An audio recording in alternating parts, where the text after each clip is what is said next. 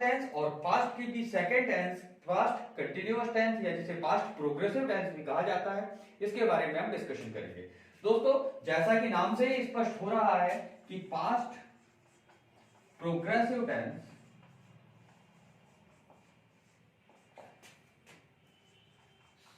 किसी भी कार्य के पास्ट में भूतकाल में लगातार चलने को दर्शाता है। जैसे जब मैं मेरे फ्रेंड के घर गया वह नहा रहा था, इट मीन जब मैं वहां पहुंचा तब उसका नहाने का काम चल रहा था, खत्म नहीं हुआ था। क्या चल रहा था? नहाने का काम चल रहा था उस समय। क्लियर है?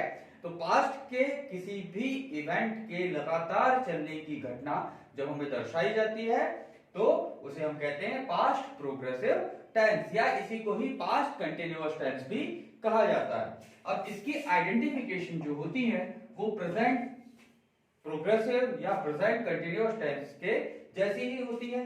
जैसे प्रेजेंट में रहा है था तो यहां पर आ जाएगा रहा था, फिर रही थी, रहे थे, इट्स क्लियर है कि जिन सेंटेंसेस के अंत में रहा था, रही थी, रहे थे आते हैं उन टेंसेस को पास्ट प्रोग्रेसिव टेंस के स्ट्रक्चर के आधार पर कन्वर्ट किया जाता है। क्लियर है? अब बात करते किस प्रकार का सेंटेंस आएगा। जैसे मैं आम खा रहा था, मैं आम खा रहा था। क्लियर है दोस्तों? तो जब मैं आम खा रहा था लास्ट में क्या है? रहा था। सो ये टेंस किसको बिलोंग करेगा? ये सेंटेंस किस टेंस को बिलोंग करेगा? पास्ट प्रोग्रेसिव टेंस को ये बिलोंग करेगा। अब बात करते हैं इसके स्ट्रक्चर्स की। तो इसका स्ट्रक्चर बिल्कुल प्रेजेंट कंटिन्यूअस के स्ट्रक्चर की जैसा होता है, सिर्फ इसमें बहुत छोटे छोटे बदलाव हम कर सकते हैं। जैसे सबसे पहले सब्जेक्ट इसमें रहेगा ही।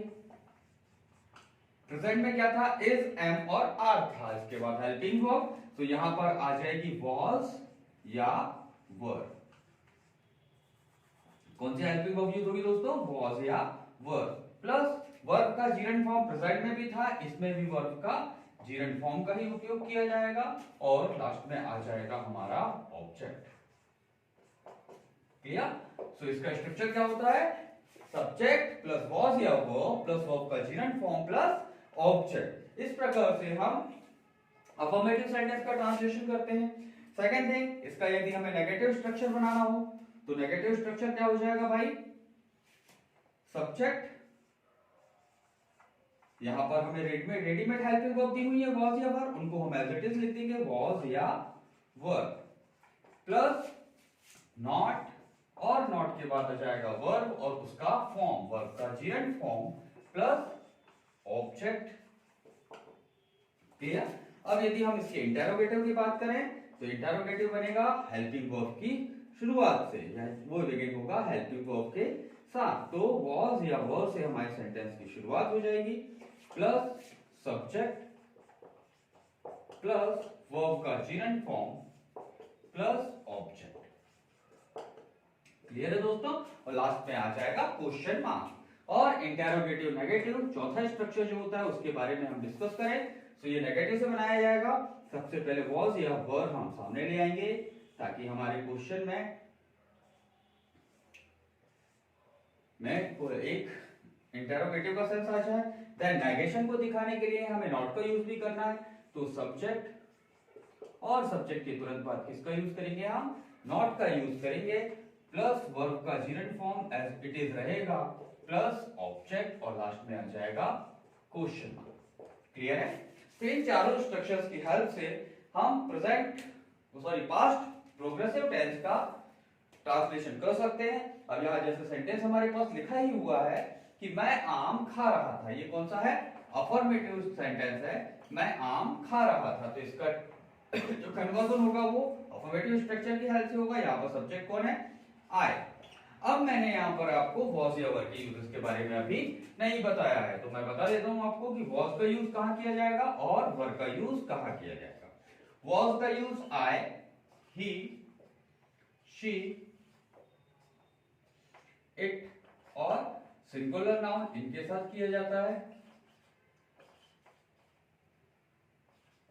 और वर का यूज किया जाएगा वी, यू, दे और प्लूरल नाउन्स के साथ। क्लियर है दोस्तों? तो इस कंडीशन में हम वॉज और वर्ब का यूज करेंगे। यहाँ पर हमारे पास सब्जेक्ट है आई, तो यदि आई है तो आई का यूज किसके साथ किया जाएगा, वो सॉरी आई के साथ किसका यूज किया जाएगा, वॉज का यूज किया जाएगा। तो लिख देंगे आई वॉज, फिर क्या खा रहे थे आप, क्या काम कर रहे थे, खाने का, तो ईट, और ईट में लग जाएगा आईएनजी, ईटिंग, क्या खा रहे थे फिर, मैंगो। तो आई वॉज ईटिंग मैंगो। यदि हम इसे नेगेटिव में कन्वर्ट करेंगे तो मैं आम नहीं खा रहा होऊंगा, सॉरी नहीं खा रहा था। क्लियर?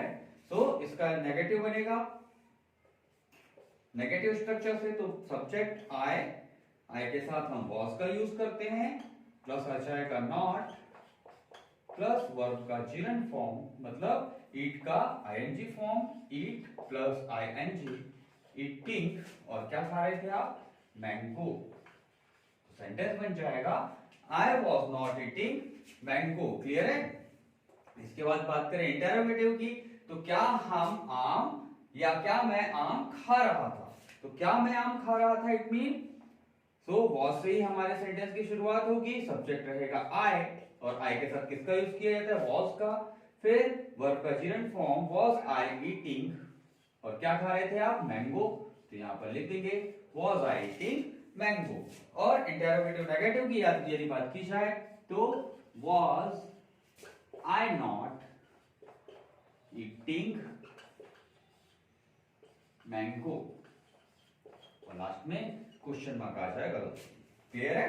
तो इस प्रकार से हम पास्ट प्रोग्रेसिव टेंस या पास्ट कंटिन्यूअस टेंस के बारे में, सॉरी पास्ट प्रोग्रेसिव टेंस के सेंटेंसेस का ट्रांसलेशन करते हैं। क्लियर है दोस्तों? तो आई होप ये वीडियो आपको समझ में आया होगा। यदि आपको ये वीडियो समझ में आया है तो प्लीज मेरे चैनल को लाइक करें, सब्सक्राइब करें, ताकि आने वाली वीडियोस आपको सबसे पहले मिल सके।